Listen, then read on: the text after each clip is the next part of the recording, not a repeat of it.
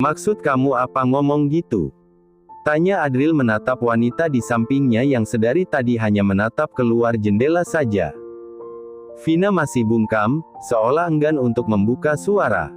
Jangankan buka suara, melirik ke samping saja ia ogah. Lebih baik menatap jalanan, pikirnya. Kenapa diam? Ketus Adril karena merasa tidak ada sahutan. Karena diam itu emas, jawab Vina asal. Semakin gemes saja Adril dengan calon istrinya itu.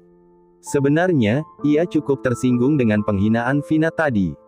Bukan apa-apa, masalahnya wanita itu menghinanya di depan orang lain, tentu ia merasa malu dengan itu semua. Mana di tempat tukang bakso itu tadi ada beberapa pasangan muda yang tengah makan bersama.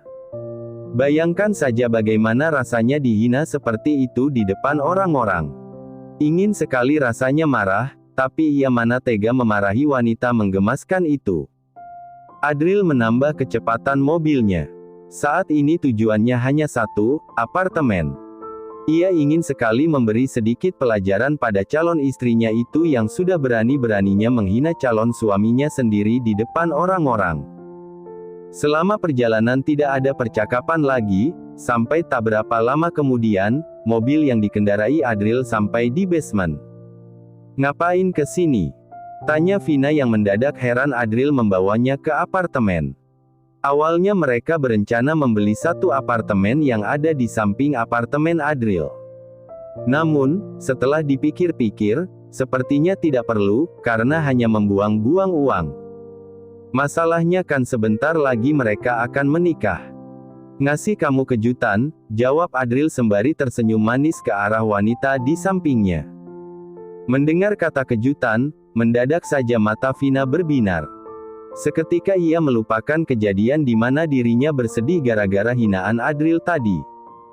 Ah, memang dasar jiwa perempuan, mendengar kata kejutan, hadiah, shopping, pasti mendadak bahagia. Ternyata benar, uang memang segala-galanya. Vina dan Adril segera berjalan masuk ke dalam lift. Selama di dalam lift, keduanya sama-sama diam tanpa ada yang mau mengeluarkan suara. Sepertinya sedang sama-sama ngambek, Adril yang ngambek karena sudah dihina senjatanya, dan Vina yang ngambek karena dihina wanita tidak benar. Sesampainya di dalam apartemen, Vina langsung mendudukkan tubuhnya di atas sofa. Sementara Adril, baru masuk ke apartemen saja, pria itu malah langsung membuka jas miliknya, kemudian membuka satu persatu kancing kemeja. Begitu terlepas, kain tersebut dilemparkan ke arah samping Vina. Bapak ngapain buka baju? Baru saja menatap ke arah Adril, Vina dengan cepat mengalihkan pandangannya. Hais, itu perut atau apa sih, kok menggoda sekali, pikirnya. Ah, jika dideskripsikan bagaimana tubuh Adril, pria itu bisa dibilang memiliki dada yang bidang, perut yang mantap pol, dan yang pastinya yang di bawah pusat pun jauh lebih mantap. Ayo, ucap Adril yang benar-benar ambigu bagi Vina. Ayo apa coba? Mau langsung di sini atau di kamar? Tawar Adril lagi yang semakin membuat Vina bingung. Wanita itu bahkan sempat terhenyak kala Adril hendak membuka celana. Ngapain? Tanya Vina yang semakin grogi karena Adril terus menatap ke arah dirinya. Masalahnya tatapan pria itu tidak seperti biasanya, kali ini terlihat amat serius. Nunjukin keperkasaan punyaku yang sebesar jari kelingking, jawab Adril datar. Glek. Vina langsung meneguk ludahnya dengan kasar, ternyata ini maksud Adril membuka pakaiannya. Idih. Baperan sekali. Masa dicandain seperti itu saja sudah tersinggung? Enggak sama sekali. Jawab Adril dengan cepat sembari menggelengkan kepalanya dengan tegas. Cuma mau belajar sama kamu yang kayaknya udah pro banget. Ayo, tenang aja, pagi ini aku sanggup kok puasin kamu. Kita lihat gimana punyaku yang sebesar jari kelingking ini mengobrak-abrik aset berharga kamu itu. Vina semakin ketakutan melihat raut wajah Adril. Apa candaannya tadi kelewatan? Pikirnya. Tapi, sepertinya itu setimpal saja dengan penghinaan yang sempat dilayangkan pria itu. Cepat keluar, nggak ada bulu lagi. Adril terkekeh begitu ingat kata Vina tadi. Oh, astaga, sepertinya wanita itu pikunnya terlalu cepat. Kamu lupa pemandangan yang pertama kamu lihat pas di apartemen ini. Ingat, kok, jawab Vina cepat. Yang kribo itu, kan? Adril langsung memajamkan matanya. Kali ini ia benar-benar kesal dengan ucapan terakhir Vina. Jika urusan kribo, pasti wanita itu ingat. Dasar betina mesum. Lagi pula, seingatnya miliknya waktu itu tidak terlalu kribo juga. Ya, standar lah. Si Vina saja yang suka melebih-lebihkan. Itu tahu, kenapa malah bilang nggak ada bulunya? Tanya Adril yang masih menatap kesal calon istrinya. Kan katanya udah dicukur. Berarti udah nggak ada dong, balas Vina yang kini mulai sengaja memasang wajah polosnya. Adril yang baru saja hendak kembali melayangkan protes, seketika terdiam. Oh, jadi ini alasan calon istrinya itu mengatakan tidak ada bulunya. Kan aku cukurannya udah lama, otomatis sekarang udah tumbuh lagi. Balas Adril yang kali ini justru membuat Vina terdiam. Kini ia bertanya-tanya dalam hati, apa memang secepat itu tumbuhnya? Coba sini aku lihat, tantang Vina yang langsung membuat Adril melotot. Kamu kalau ngomong jangan suka sembarangan, ya, Vina. Kalau sampai aku benar-benar nunjukin, jangan nyesel, loh. Ancam Adril menatap horor wanita di depannya. Cih. Siapa takut, tantang wanita itu lagi sembari berdeci pelan. Mendengar suara wanita di depannya yang sepertinya menantang, Adril langsung mengangguk, kemudian pria itu bersiap membuka celananya. Akan ia tunjukkan pada Vina bagaimana perkasa miliknya. Jangan, Pak. Vina langsung berteriak kala melihat Adril yang malah benar-benar menganggap serius ucapannya. Sebenarnya ia bukannya takut melihat milik calon suaminya itu.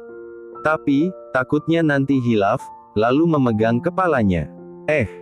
Kepala apa coba? Kenapa? Tanya Adril sinis, memang sudah yakin jika Vina mana berani melihat miliknya. Sebenarnya ia pun takut menunjukkan miliknya pada Vina juga. Takut burungnya terbang, jawab Vina asal. Ya, kamu tangkaplah. Balas Adril dengan asal. Idih. Adril langsung terkekeh melihat raut wajah Vina yang terlihat begitu sinis. Dengan santai pria itu langsung ikut mendudukkan dirinya di samping wanita yang sebentar lagi akan menjadi calon istrinya. Masih dengan keadaan telanjang dada, pria itu tanpa canggung sedikit pun berbaring dengan posisi kepala yang ada di atas paha Vina. Ditatapnya wajah cantik wanita itu dari bawah. Akibat situasi yang seperti ini, tiba-tiba saja Adril lupa dengan tujuan utamanya mencari Vina tadi. Ternyata benar, kalau sudah bucin, dunia serasa milik berdua. Sementara Vina, ia sempat tersentak begitu Adril berbaring di atas pahanya. Namun, wanita itu memilih diam saja. Sayang, panggil Adril yang sama sekali tidak mendapat balasan dari Vina. Wanita itu memilih diam saja menunggu kalimat selanjutnya yang hendak diucapkan Adril. Jujur aja nih, ya. Sebenarnya aku tuh mau marah sama sikap kamu yang tadi. Satu yang kamu harus tahu, cowok itu benci kalau bagian tubuh yang sering jadi kebanggaan malah dihina, apalagi sampai sekasar tai. Dan yang lebih parahnya, kamu ngehina aku di depan orang. Kalau nurutin keinginan, jujur aku pengen banget marahin kamu terus kasih kamu pelajaran biar kapok. Tapi, aku mana tega. Aku pernah baca tulisan yang bilang, jangan sekali-kali berani nyakitin perempuan. Siapa kamu yang berani melakukan sesuatu yang bahkan ayahnya sendiri nggak pernah lakuin? Padahal kamu cuma orang baru di kehidupan dia. Semenjak saat itu aku sadar, orang tua kamu udah percayain aku buat jaga kamu, masa iya aku malah nyakitin kamu? Kan nggak lucu sayang. Kamu itu emang ngangenin, tapi ada beberapa sikap kamu yang kadang keterlaluan. Pengen marah, tapi kayak kata aku tadi, aku mana tega bikin kamu sedih.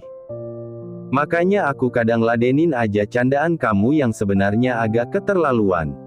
Akhirnya segala unek-unek yang selama ini Adril pendam bisa ia curahkan. Sengaja ia memberitahukannya karena ia memang tidak mau ada yang disembunyikan. Faktanya memang benar, kadang ada beberapa situasi yang membuatnya tersinggung, mungkin karena jiwa humornya tidak sereceh humor Vina.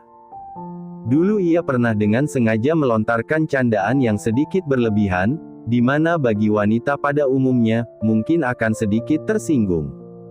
Namun, Vina justru sebaliknya. Bukannya tersinggung, wanita itu malah tertawa. Vina ini memang asik sekali jika diajak ngobrol, karena tidak mudah tersinggung.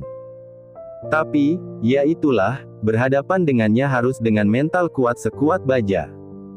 Vina sendiri begitu tersentuh mendengar setiap kata yang diucapkan Adril. Namun, ada beberapa kata yang mengganggu, salah satunya yaitu masalah candaan. Mungkinkah candaannya selama ini berlebihan? Ucapan aku tadi emang kasar. Tapi, ucapan kamu jauh lebih kasar, loh. Bahkan, bikin aku jauh lebih tersinggung. Kapan? Emang aku bilang apa? Adril mendadak saja heran mendengarnya.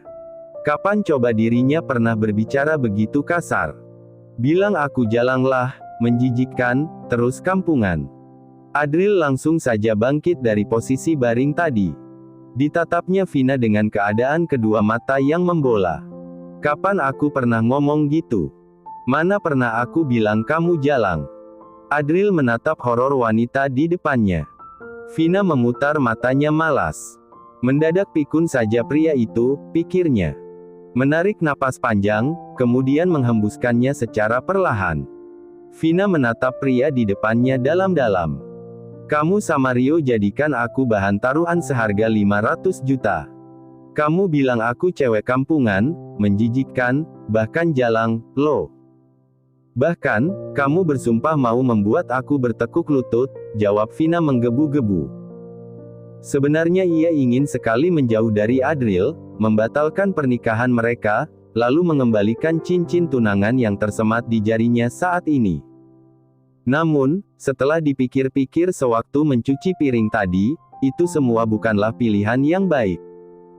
Setidaknya sekaranglah ia ingin mendengar langsung dari mulut Adril, apakah pria itu benar-benar mencintainya selama ini, atau justru hanya menjadikannya sebagai bahan candaan. Lagi pula, mana mungkin wanita itu membatalkan begitu saja pernikahan mereka, sementara tanggal pernikahan mereka sudah diumumkan di desa tempo hari. Selain itu juga undangan sedang dicetak dan kemungkinan akan selesai besok. Sepertinya tidak mungkin mengambil keputusan begitu saja. Takutnya malah dirinya sendiri yang menyesal, apalagi Adril sudah mengeluarkan uang yang banyak untuk melamar sekaligus persiapan pernikahan. Jadi, ia tidak mau gegabah untuk saat ini. Adril sendiri diam. Rio, 500 juta seketika membuatnya teringat taruhan bersama asistennya itu tempo hari. Ia baru ingat sekarang jika di rekeningnya ada 500 juta uang Rio. Masih ingat betul segala caci makian yang pernah ia lontarkan pada Vina. Dan memang benar. Ia ingat jika dirinya pernah menyebut wanita jalang, itu semua karena ia heran seorang sarjana tidak bisa membuat CV yang baik, membuatnya berpikir wanita itu tidak berniat bekerja dan mungkin salah-salah akan menjual diri, karena ibu kota memang semengerikan itu. Adril menatap wajah Vina dengan tatapan sendu. Sekarang ia benar-benar menyesal dengan ucapannya dulu. Lagi-lagi ia melakukan kesalahan yang sama, yaitu tidak berpikir panjang. Iya, aku pernah bilang gitu, sambungnya, kemudian menunduk. Vina terkekeh sinis. Terus, kenapa mau sama wanita jalang? Sampai mau nikahi dia? Nggak ada niat mau menjual aku, kan? Astagfirullah, Vina. Adril kembali mendonggak. Mana mungkin aku sejahat itu? Aku benar-benar sayang sama kamu, cinta sama kamu. Aku berani bersumpah demi apapun. Ya udah, jelaskan semuanya. Perintah wanita itu menggebu-gebu. Kalau menuruti keinginannya, ia ingin sekali rasanya menamparkan wajah Adril karena sudah lancang menyebutnya wanita tidak benar. Namun, ia sadar, biar bagaimanapun Adril adalah calon suaminya. Adril mengangguk, Sudah pasti akan ia jelaskan pada wanita itu agar tidak terjadi kesalahpahaman. Aku emang pernah bilang kayak gitu. Itu semua karena hubungan kita dulu kan bisa dibilang parah banget, alias saling membenci. Oke, aku ngaku aku salah karena sudah bilang kamu cewek yang nggak benar. Aku minta maaf. Tapi, percaya deh, sekarang ini aku benar-benar cinta sama kamu. Aku mungkin nggak bisa hidup tanpa kamu. Basi mungkin kata-katanya, tapi serius deh, aku nggak mau jauh dari kamu. Masalahnya cuma kamu wanita yang bisa nyembuhin trauma aku. Bahkan, sadar nggak sadar, sikap aku dulu tuh aneh karena mau nerima kamu di apartemen aku, padahal selama itu pantang bagiku untuk berhubungan dengan wanita. Jadi, aku memang pernah bilang gitu. Aku juga pernah ngehina kamu. Aku benar-benar minta maaf. Tapi, untuk sekarang kamu nggak perlu raguin cinta aku. Aku benar-benar serius sama kamu. Untuk masalah taruhan itu, aku sempat ingat awalnya pas masih di kampung, rencananya aku mau mengembalikan uang Rio dan mengaku kalau aku kalah. Tapi, karena masalah kantor, aku benar-benar lupa. Vina memejamkan matanya sejenak. Sebenarnya aku tuh pengen banget mukul kamu saking marahnya karena dibilang wanita nggak benar. Boleh kok. Adril langsung menginterupsi ucapan Vina. Kamu boleh kok pukul aku sepuas-puasnya. Jangan ragu. Kamu mau buat aku sekarat pun nggak jadi masalah. Aku bakal terima itu dengan senang hati karena aku sadar aku salah. Tapi, tolong setelah itu kamu harus maafin aku. Vina sempat terkekeh dengan ucapan Adril. Membuat sekarat. Membanting pria itu saja ia tidak mampu.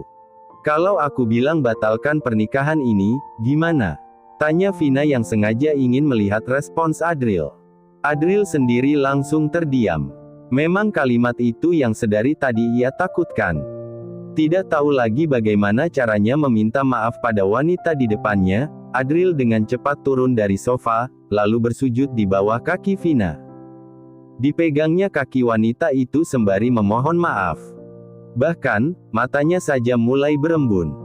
Vina, aku mohon jangan batalkan pernikahan kita. Kamu bisa lampiaskan apa aja ke aku. Tapi, tolong, jangan batalkan pernikahan ini. Hidup bersama kamu sampai menua adalah keinginan sekaligus mimpi terbesar aku saat ini. Hais. Vina merutuki dirinya sendiri karena malah sempat-sempatnya baper dengan kalimat akhir Adril. Kamu nggak perlu sampai bersujud gitu. Bangun, Gih. Harga diri kamu itu mahal untuk bersujud di bawah kaki orang. Vina dengan cepat membantu Adril untuk bangun. Sangat-sangat tidak etis rasanya jika pria itu sampai melakukan hal sejauh itu. Apalagi sampai bersujud. Tapi, kamu maafin aku, kan? Tanya Adril yang masih enggan untuk bangkit berdiri. Kamu nangis. Vina menatap geli pria di depannya. Tidak menyangka saja Adril menangis hanya karena masalah sepele seperti ini. Padahal tadi ia hanya bercanda saja. Enggak. Jawab Adril dengan cepat sembari menyeka jejak air matanya. Tapi, aku benar-benar merasa bersalah sama kamu. Padahal orang tua kamu aja pasti nggak pernah nyakitin hati kamu. Vina justru berdecak kesal karena Adril tidak mau bangkit dari posisinya itu. Bangun dulu, Gih, kalau mau dimaafin, ketus wanita itu yang mulai jengkel. Adril mengangguk, pria itu dengan cepat bangun, lalu kembali duduk di dekat Vina. Melihat Adril yang sampai menangis karena tidak mau kehilangan dirinya, membuat Vina yakin cinta pria itu memang tulus dan nyata adanya. Ia juga dapat melihat penyesalan di dalam mata pria itu. Aku bakal maafin kamu dengan syarat, asal kamu jangan ngelakuin hal serendah kayak tadi. Kamu tuh punya harga diri, Pak Adril. Jangan sampai mau menjatuhkan diri kamu demi orang lain, siapapun itu. Adril hanya mengangguk. Ia bahkan tidak mempermasalahkan hal tadi. Di depan Vina, ia sanggup tidak memiliki harga diri sama sekali. Itu semua karena ia takut kehilangan wanita itu. Jadi, kamu maafin aku, kan? Dan pernikahan kita tetap lanjut, kan? Tanya Adril memastikan. Iya, tapi ada syaratnya. Apa? Pasti bakal aku turutin, apapun itu. Balas Adril dengan cepat. Cium aku dan peluk aku sekarang. Terima kasih sudah menonton, guys. Jangan lupa klik like jika kalian menikmati cerita ini, subscribe untuk update konten seru lainnya, dan tinggalkan komentar di bawah tentang apa yang kalian pikirkan atau cerita apa yang ingin kalian dengar selanjutnya.